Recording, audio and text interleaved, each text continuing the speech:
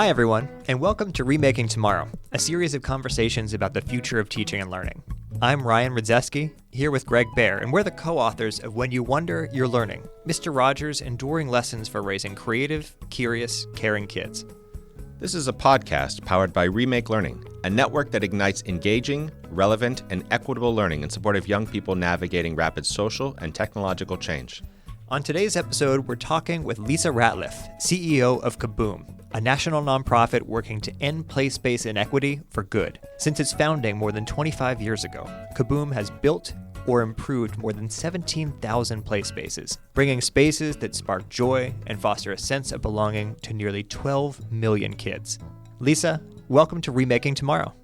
Thanks. I'm glad to be here. Excited for this conversation.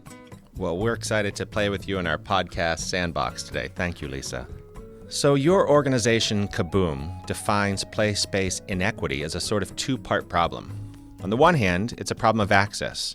Nearly 70% of low-income parents across this country say there's no playground in their neighborhood. On the other hand, it's also an issue of belonging. So can you tell us and our listeners what that means? We have a real issue here. Access is really about making sure that every community has the resources necessary for people to live happy, healthy lives. So you see strong schools, access to clean water, to healthy food, to all the infrastructure that is needed. And in our world, it's great parks and spaces for play and recreation. So making sure that kids have access to these things, it's the why we exist. It's the physical representation of our love and care for each other's experience on Earth. The reality in this country is that access looks really different depending on who you are and where you live. And race is still a powerful predictor of where the resources are available to a community. It's rooted in our nation's history of racial segregation and disinvestment, and we find it unacceptable. Belonging, on the other hand, is a state of wholeness where no person feels that they're left out of a circle of concern, that they have a voice and an opportunity to participate in the design of political, social, and cultural structures. For us, it's not enough to have a play space in the neighborhood if kids don't feel like they belong there, or if it's not, in quotes, for them. And it's not enough to have a play space to go to if they don't feel fully free to be themselves. It's really important for community members to feel connected to these spaces and have a sense of true ownership. So kids should see their desires, dreams, culture, and community assets reflected in their play space. That sense of belonging can be fostered in the design. It's a way that we send subtle messages about who belongs and who doesn't, whether it's intentional or not. But, ultimately we take the responsibility really seriously. We don't want to just solve the issues around inequitable access, but we want people and kids to feel fully free to be themselves in those spaces, no matter what that self looks like. Yeah, let's talk about some of the ways that play space inequity shows up in cities and communities. What exactly does it look like? It sounds like, from what you're saying, there's a lot more to it than simply not having a playground or not having a play space in a certain neighborhood. It shows up as a broader system of unequal advantage and opportunity, and play spaces are not fairly distributed in this country. And I don't think so many of us adults pause long enough to think about that. And the key driver is chronic disinvestment along racial lines. We see it in the data. There's an NIH study that demonstrated that 70 to 80% of BIPOC census tracts lack access to recreational facilities versus 38% in predominantly white census tracts. So we see it in access. We see it in size of parks. Parks in majority non-white neighborhoods are about half as large, and they're about 5 times more crowded than parks that serve majority white populations. The last point there is there's some of the soft and subtle stuff. Even when the parks are available or accessible, kids and communities of color may feel an apprehension about using them due to factors like monolingual signage or culturally exclusive rules and regulations. There's also the policing that happens in our public spaces by residents, landowners, and law enforcement. And the last thing that should ever happen to a young person trying to play is them being kicked off of that space because for whatever reason, they are being perceived as a threat as if they don't belong. We've done a lot of work in Baltimore, and I think it is a strong example of how historic racialized disinvestment leads to place-based inequity. There was a study in 2012 that really looked at the capital funding needs of Baltimore City public school system, and it showed this shocking $2.5 billion capital budget deficit around bringing the facilities up to minimally acceptable standards. Did you say 2.5 billion? 2.5 billion. And so Wow. we looked at that. So we've got a partnership with Baltimore City Public Schools, and we're working across their system to address the inequities in all of the Baltimore schools. And when we dug into the data, what we realized is at the state level, there's equitable distribution of resources. So at the state level, all the schools get about $50 million each year for modernization and renovation. But the difference in Baltimore, cut and paste into every city out there, it's the local funding that comes from the local taxes. And so even though the surrounding school systems around Baltimore City Public Schools serve a comparable number of students, Baltimore City receives hundreds of millions less in capital funds each year because its tax base is significantly smaller. And we all know why. Like, that's not the fault of the people that live there. That's decades and decades of segregation, industrial decline, white flight, waves of disinvestment, and things that drove financial and political capital out of urban centers over the 20th century. And so now we're left with scarcity and limited resources that are really forcing leaders to make what seem like impossible choices about where to invest their money, and particularly on the infrastructure of childhood. So people are having to make a choice between a playground or a library, a recreation center or a park. And so that all really just leads us to why we are here today and the problems that we're all trying to unpack and resolve. Lysa, Ryan and I love to talk about the work of Fred Rogers, and it was Fred Rogers who said that play is the serious work of childhood. And it's clear as we're talking with you that play has to be the serious work of adults who support kids in their lives. And the benefits of play have been well documented for decades. Play, especially free play, which is that unstructured play that's led by kids themselves, is how kids develop motor skills and social skills and stress response strategies, executive function, and so much more. So what happens when kids are systematically denied these types of opportunities for that kind of play? And how do play inequities show up as kids grow up? The short answer is that they're denied one of their most fundamental needs, and everything suffers because of it. Their health, their happiness, their learning, their development, how they navigate and negotiate the world, how they build relationships and connection to each other and the space around them. And I think the COVID pandemic really underscores what's at stake here.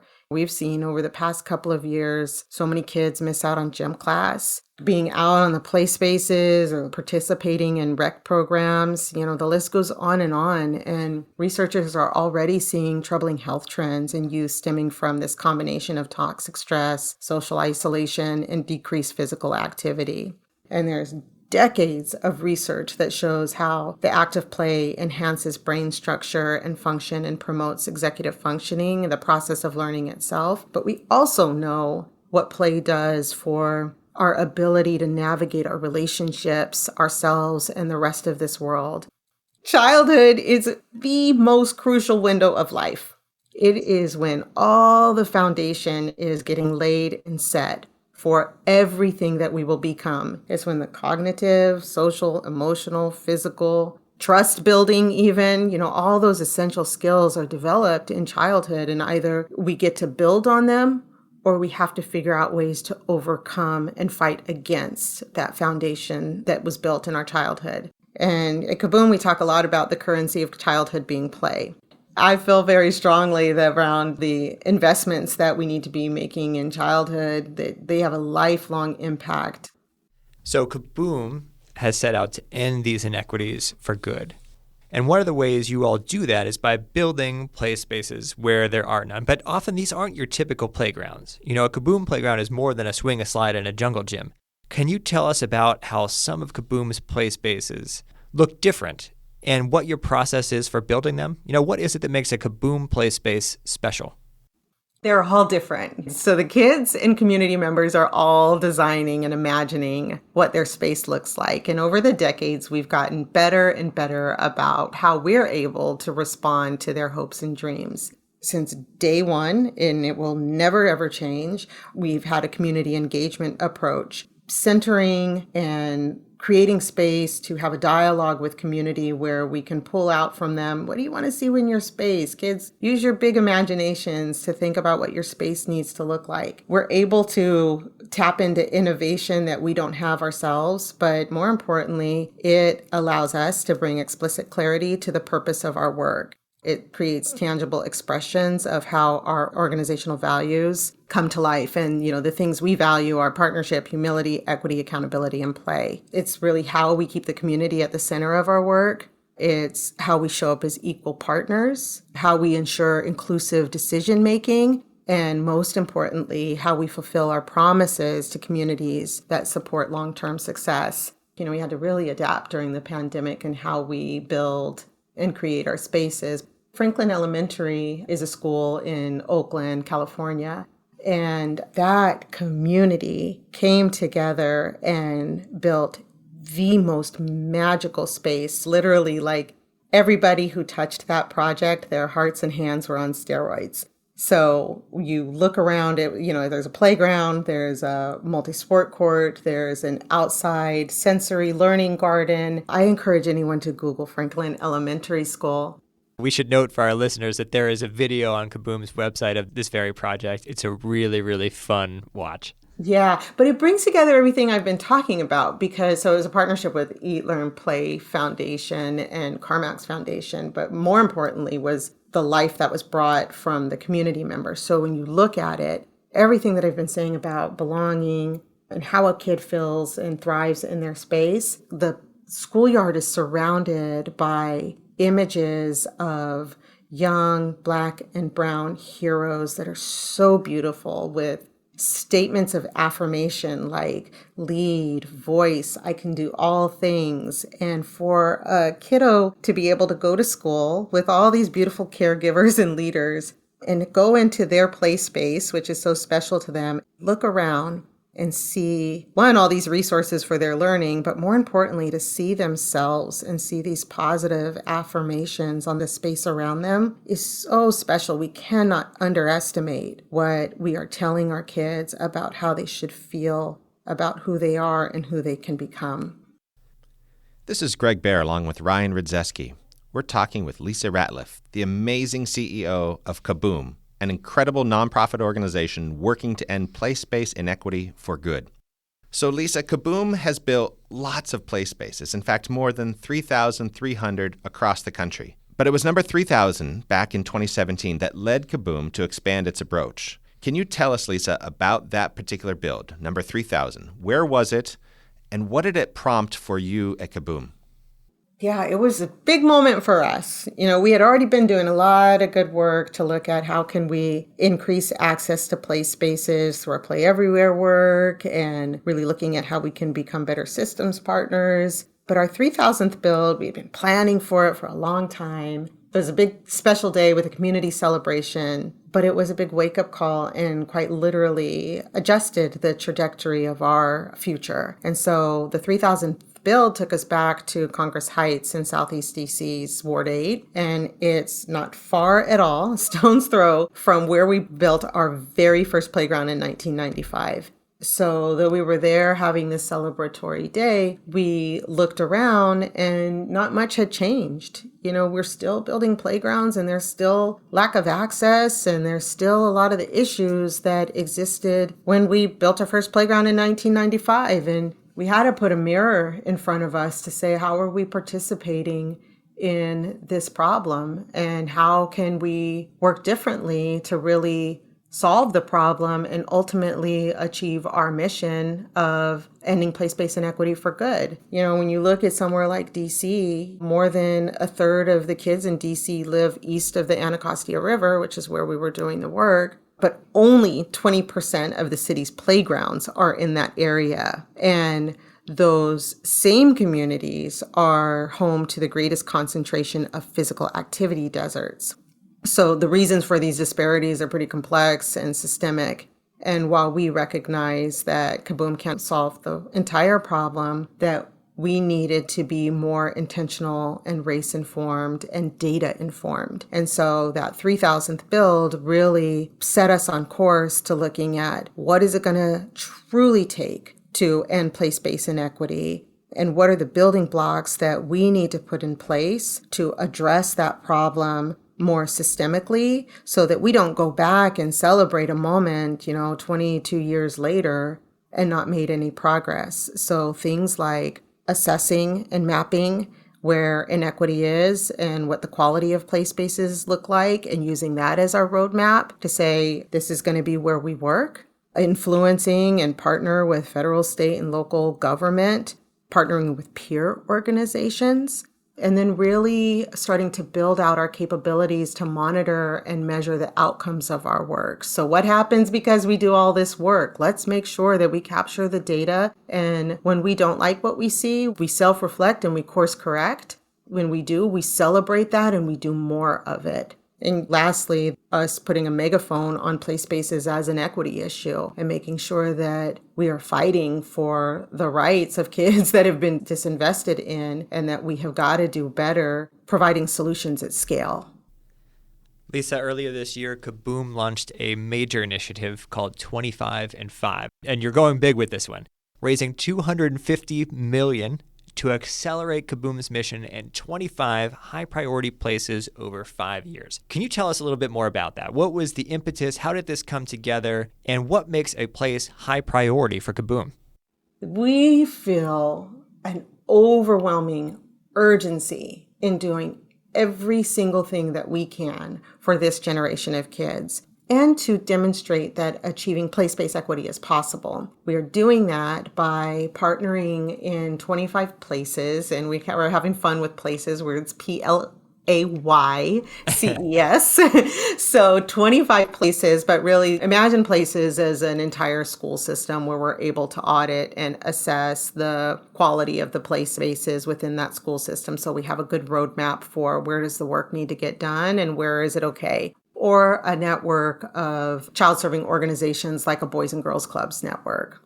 We are partnering with 25 places to assess and understand the scope of the problem, and then to pull all the partnerships and relationships and resources, public and private, together to commit to addressing that problem at the scale that we now know it exists because we have the data, and then measuring the outcomes, which are all different depending on where we work and who we're working with and what they're prioritizing over the next 5 years. So I think so many of us are swimming in the same direction, but in different boats. Like, we all have this energy and appetite to fix some things. How can we work together? How can we have the same vision? How can we use this data? And how can we make some progress to affect this generation of kids? And we're manifesting that through the 25 and 5 initiative, which ultimately for us will be something that we scale nationally and will be how we do our work everywhere. Data informed, understand the scope of the problem, rally the resources to address it, and then hold ourselves accountable to measuring and monitoring the outcomes. And then making sure that that system and that partner has the resources to continue to maintain and grow, but then also partner with the next one so that in that path for us, we see the possibility of achieving place-based equity overall. Lysa, how can people find out more about the work you and Kaboom are doing? So go to our website. We're pushing hard on all of the media channels. I'm trying hard to get better on Twitter. Kaboom is great on Twitter, but you can go to kaboom.org and you can go to any of our social spaces. You can learn more about 25 and 5 on our website as well. There's a lot of details there, but encourage you to just reach out. There's interest forms if anyone is interested in supporting us. We're not hard to find. kaboom.org. Lysa, before we go, just one more question. What's one thing that parents and educators can do today to make tomorrow a more promising place for every learner? I grew up on small things or big things. I think where we do a lot of damage is in the small things, right?